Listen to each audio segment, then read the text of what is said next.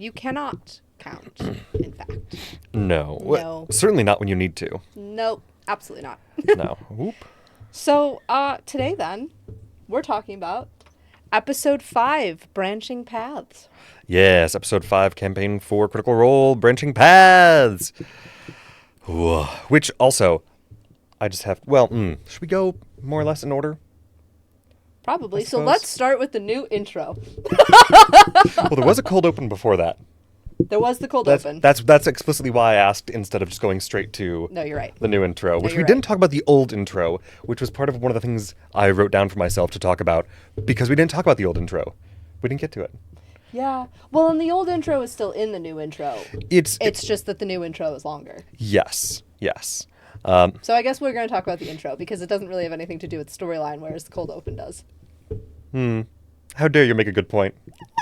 I'm known for doing it on occasion. Yeah, I know. On occasion.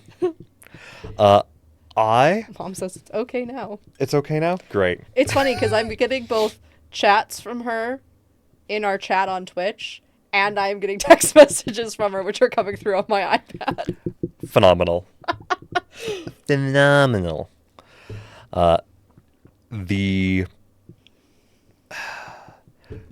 As far as the old intro goes, I was a little surprised at how short it was initially, just because the previous 2 campaigns, they started with live action.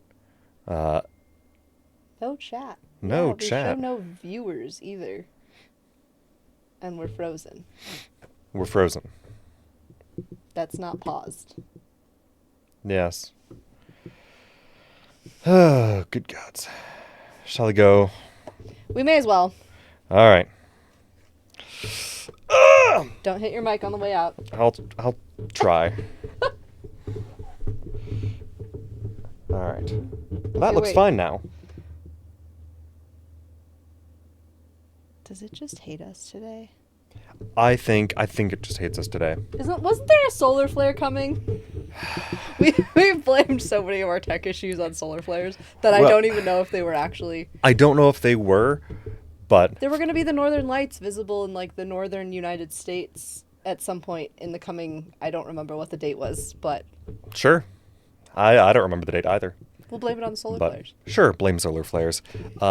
For reference, actually, because I think that's kind of just an inside joke. Do you want to keep that an inside joke, or shall we share as to why we talk about the solar flares being a problem? Oh, it should totally. No, you can tell people. Okay, cool. This cool, is going to cool, be one of our cool, tangents, cool. guys. There will be a lot of them. Yeah, That's just who we are. we Sorry. haven't even really begun the episode, and we are making a tangent because that's who we are. Yep. So, gotta love the ADHD. So, when we did our test episodes initially for our actual podcast, not this vodcast, but our podcast, Hyperfixation Investigations, we had a weird issue where one of them we had to completely re-record. No, not the test episodes. Our first episode. Yeah, it was the after first the test episode. episodes. It was the actual first episode. It was our launch in Yep. October of last year, if you can believe it. Oh, time is a weird soup. Yep. We had an issue where, for some reason, truly, I have no explanation for this other than there was a solar flare that day. We recorded an episode, and then it just flew off into the ether of nothingness and Disappeared. disappeared. Like, the data was kind of there, kind of not, and it was weirdly irrecoverable, like it had been somehow transformed into a different audio format of some kind. Yeah. Or the bit rate was completely different, and what remained was a weirdly sped up version of us speaking. Oh gosh, I remember that. Yeah. Yeah, with none of the in-between data properly saved. Mm-hmm. So it was just us speaking like this, and I tried to lengthen it back out, and it was just this weirdly stuttery, stagnant. Because it didn't save any of the information between data points. It just compressed it and destroyed it. So we had to completely re-record our first ever episode of our actual podcast because... There's always, whenever we start a new project, it's like a solid month of the universe hates us, and then it Yeah. gets into a flow, and then we're totally fine. Yeah. I don't know why it just decides So- that's... And Mom, I have chat. I just sent a chat to the chat. So, I don't know, girl. Is it a you problem? I know you need to Twitch, so it could be. I don't mean that as confrontational as perhaps it sounded. I'm realizing that it sounded perhaps accusatory. Yeah, so Oops.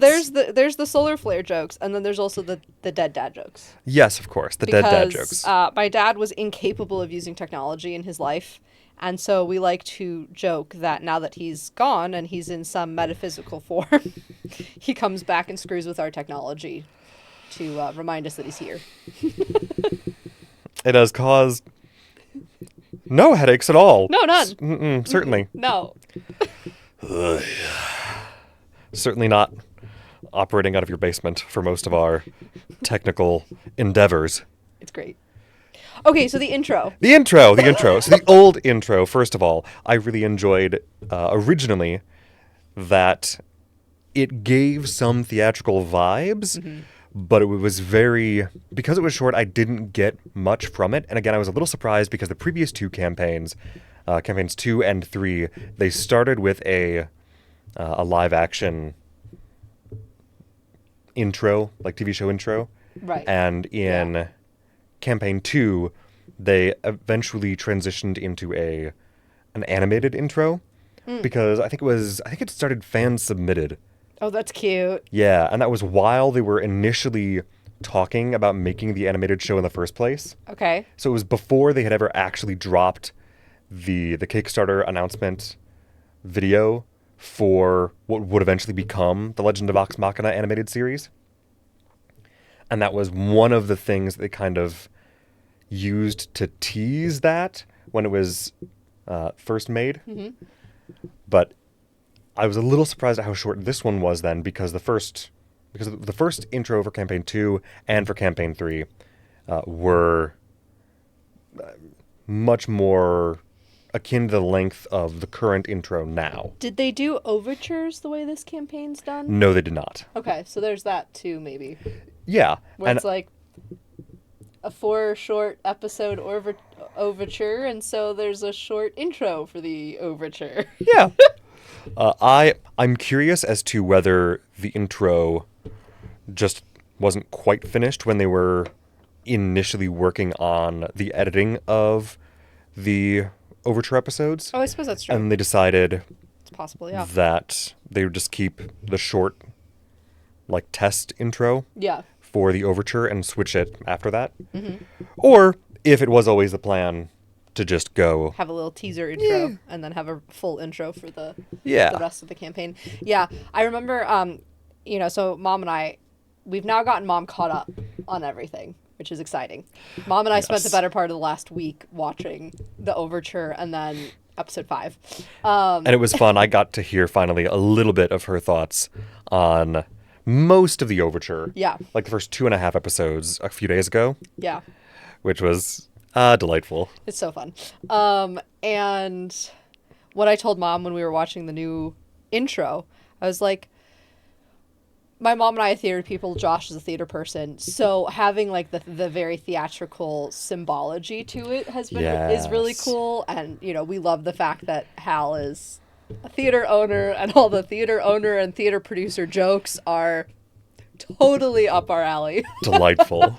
But in addition, kind of like connected to that is the Comedy dell'arte. Oh, yes. And all of that, which is really cool. We have a very good friend who works in Chicago in that very specific niche of theater, of the Comedy dell'arte. And then, the masks that have like the more The elongated accentrified noses for the... faces. Yeah.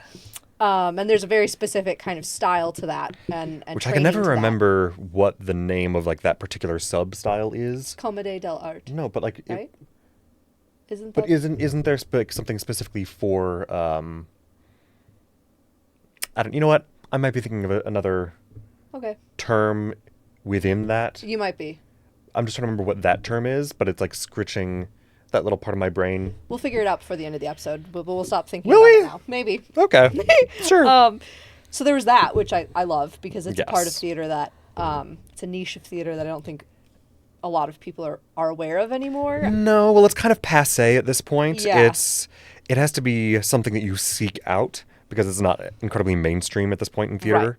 Right. And then, you know, adding on to the fact that we have this theme of masks Yes. happening in the episode with Belair and the coffin and all that kind of stuff. As well as Lady Aranessa at the end of their segment of this episode saying, "Oh, we need pseudonyms." Yes.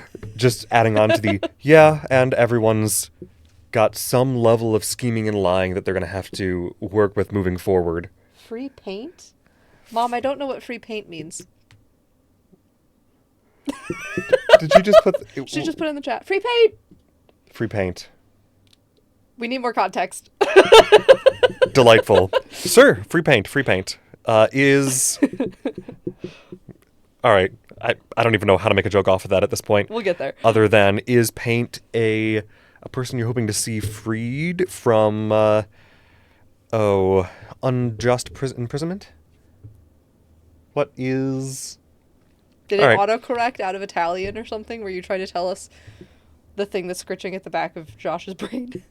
Possible. Anywho, Yes, so the masks, the pseudonyms, we love that symbology. The swords, obviously, that are being pulled throughout the intro in different ways and used in different ways. yes, the costume's delightful. Yes, and then I was like, you know what? If I were Critical Role, I too would hire a circus to be in my intro video. Because when they broke out the acrobat, like, all right, this is beautiful and far more than I expected. Just from a practical standpoint, it wasn't something I can speak. I swear. No. From a practical perspective, it wasn't something I was expecting in this particular intro from what had come before. Though I love, again, the variety of theatrical elements Yes. that were brought in. Yep. I assume it was crushed velvet. The fabric used for the waves that the was a ship really was riding cool on. effect, yeah. Yeah. I liked that a lot. That effect was delightful, and I love immediately the, like, not quite puppet show, but the almost puppet show element that kind of implies of a production just needing to show a ship traveling.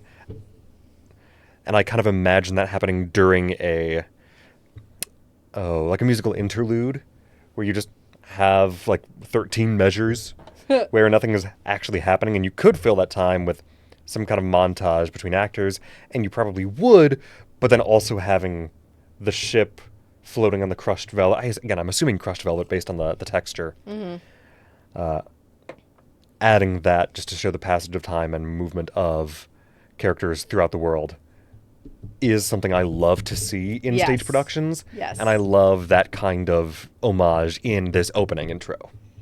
And Yeah, I feel like so far this campaign has already felt like a love letter to theater, Yes.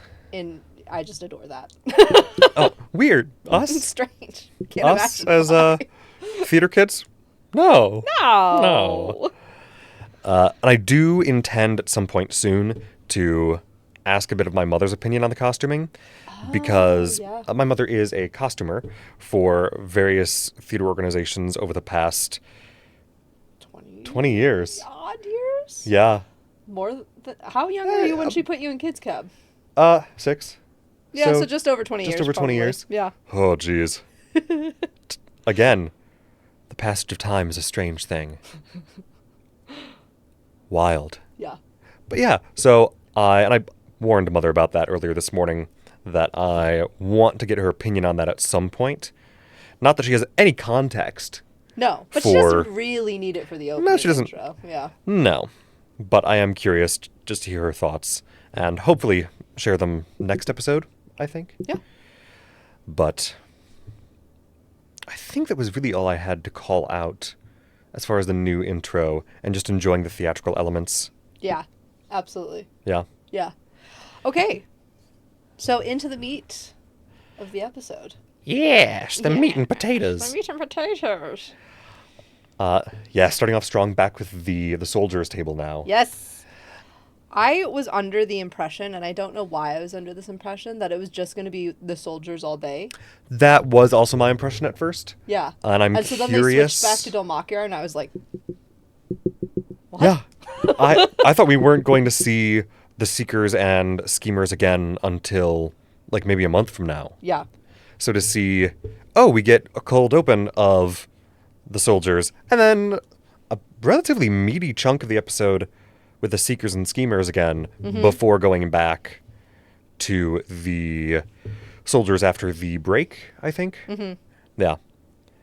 Was a bit of a shock, but a welcome one. Just because I like seeing the separation of the Schemers and Seekers and the justification of why they are splitting into separate tables beyond pure, like, in real life logistics. Sure, yeah. But to have in-world logistics of, okay, well, Octus and Julian and Aranessa and Taisha and Velas are going to follow Octus's weird death vision to wherever that may lead. Okay, sure. Where did I have so many notes. Oh, absolutely. But yes, I was a little surprised to see ourselves back in Dolmakiar after the intro. Mm-hmm. But again, I enjoyed seeing us back there to get a little more context for all of that. Yes. And I feel like, sorry, I need to refresh my own mind on where my thoughts are on this. Was the cold open was just the poetry of them leaving? It was mostly the poetry of them leaving. It was also... Oh, that's right. It was Right. also the initial discussion of which road to travel down. Oh, right, Or, with like, the original roll. Yes. right. I've To got either that go on down here. the King's Highway or through the forest, which I did not write down the name of the forest because I did. my brain went, I'll catch it later, and then I forgot. What was the name of the forest, Kara? Hang on. Mm-hmm. I have it in here. Where did I put it? It's somewhere. Where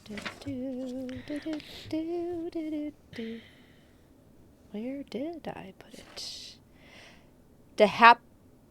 Dehapshane. Yes, that's right. The The Hapshane Forest. Dehapshane wood. Wood. Yes. Meh. Oh, that's right. I really enjoyed that we got like a little moment when starting the episode, Brennan going to each character. I'm like, Yes. and what are you thinking about? And what are you thinking about? What's your mental state right now? So I have a note on that specifically. Okay. That was Brennan trying not to break when Sam ruins his poetry about looking back because he's riding side saddle. Oh no, that is perfectly appropriate for Sam and for Wick, I think. Yes. Yep. Absolutely. Oh. I loved it. Yep. Sam is good at finding those weird little moments of, yeah, no, that, of course. We're just gonna Sure. do it. We're just gonna screw with it all. Little menace. What a menace. I did have one quote just from that cold open down. Yes. Which was from Brennan. There is always some comfort in ritual. I thought that was a nice one. Yes. Oh, thank you for reminding me of Wick sitting side saddle when Brennan was asking, like, are you looking back? Are you looking forward? Like, what is your intentionality in this moment? Yeah.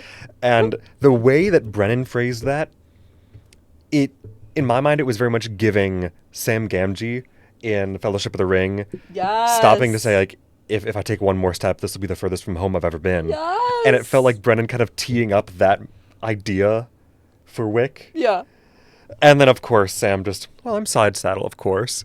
And, though he did. He did. He did give a lovely little... He did. looking forward with hope and belief that the nature of the universe will present itself, regardless of the turmoil of the past 2 days. Yeah. I enjoyed and appreciated that. And the combination of the levity and the, but actually, though, Wick's going through it. Because he is. And Tierney's like, yeah, I guess I'm a little more domesticated than I thought. And I was like, girl, I feel that. As somebody who grew up a camper and then kind of became more domesticated later in my later teen and early adult years. Vibes. I'm like, I I feel you on that one so hard. Scene. And scene. Scene. Uh-huh.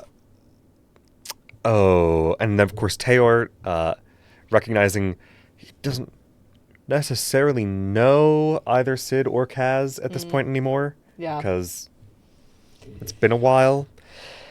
And I'm excited to see what potential tragedy comes of that as far as the brotherly relationship and I knew who you were and I hope you're still who I hope you should be in my mind. But This is skipping ahead a little bit in the episode, but the revelation that Sid is a black fur lion oh, yes. and Teor is like a silvery, almost white silver Yeah. furred lion. Mm-hmm. If there's not symbology there, I'm going to be upset. I expect there will be some, even if not immediately, like, capitalized upon. Yeah. I'm assuming it will be at least discoverable. For sure. Yeah, interpretable. Yeah. Yeah. No, but I love at least the duality of that. And did we talk about that? We talked about that. Yes. The quote of Cadigan's in his body. He doesn't have much except for sensations. Which, again... He and the wolf, man. They are He and that damn wolf! sharing the same soul, or they've melded souls, and they're switching bodies as they go. There's something there that. For sure. Yeah.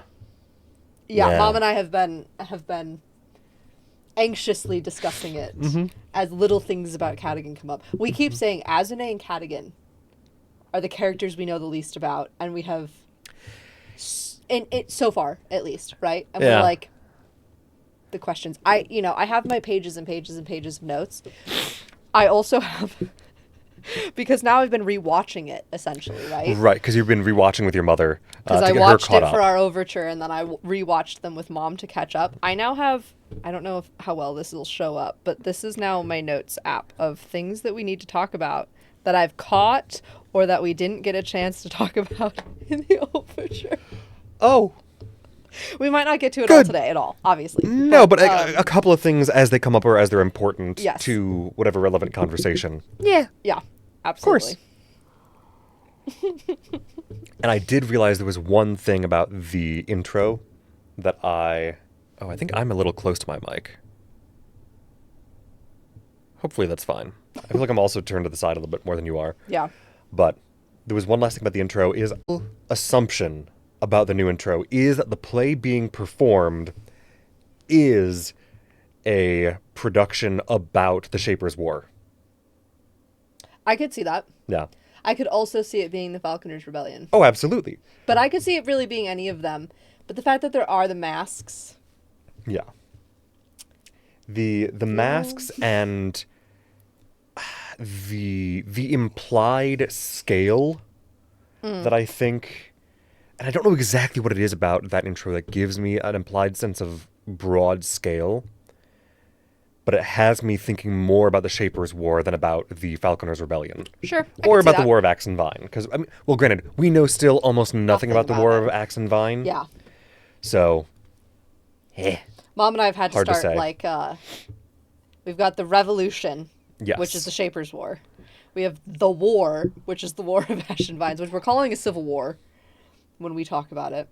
Because that seems like what it was. From the very little we know about it, it seems like it was house against house somewhat. It sounds like it, I think. But and then the rebellion being its own, you know. And then sussing out the timeline of those things. And, and all of that.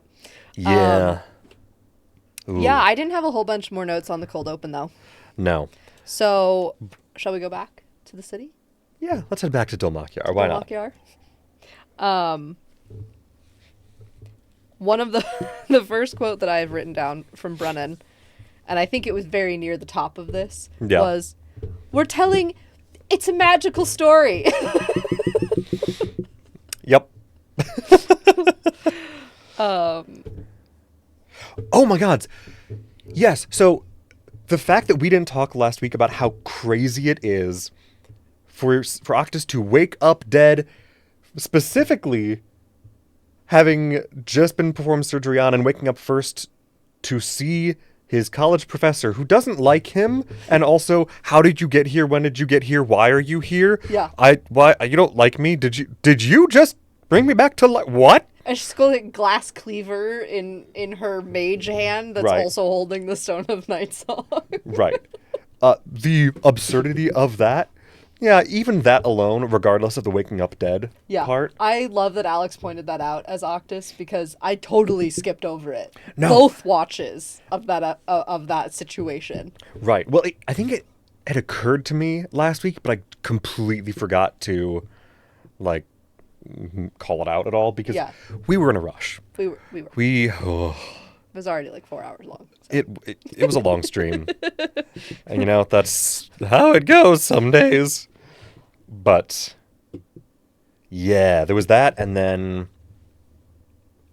Excuse me. Oh, Brennan specifically called out that Thiazi would have referred to believing in a free world as being able to still hear the falcon's cry. And the fact, like, drawing explicit reference to that is explicitly the purpose and voice of that cause.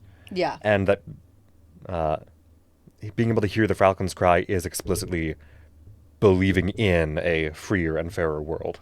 Yeah. I really appreciated it. Yeah, I like that too. Yeah, not that there was any, I don't know, doubt about that previously. Sure, or like but just confusion. making it a little bit more explicit. No, I like the call out. Yeah. I like the explicit here is part of that symbolism regarding that failed uprising.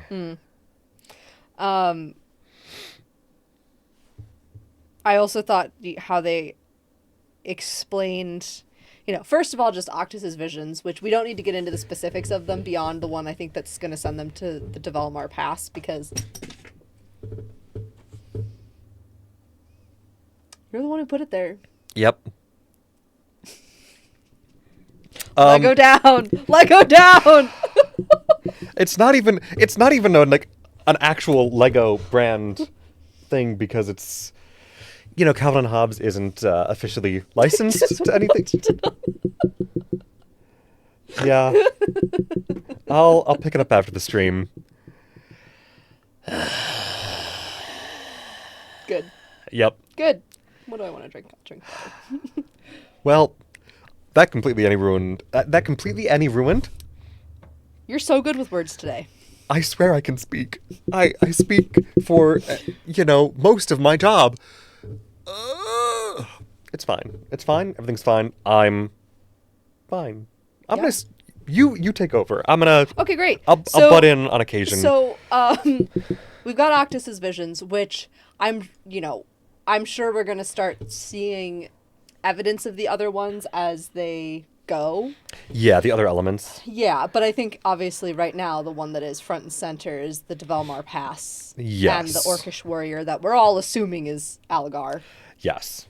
Because why wouldn't it be? In the sense of storytelling, Right, in the sense of, okay, people near Octus who this would mean anything to, because it doesn't even really mean anything to Octus. Right. But it would mean something to Taisha and Hal, but really Octus is close to Taisha. Right. Yeah. But Octus's body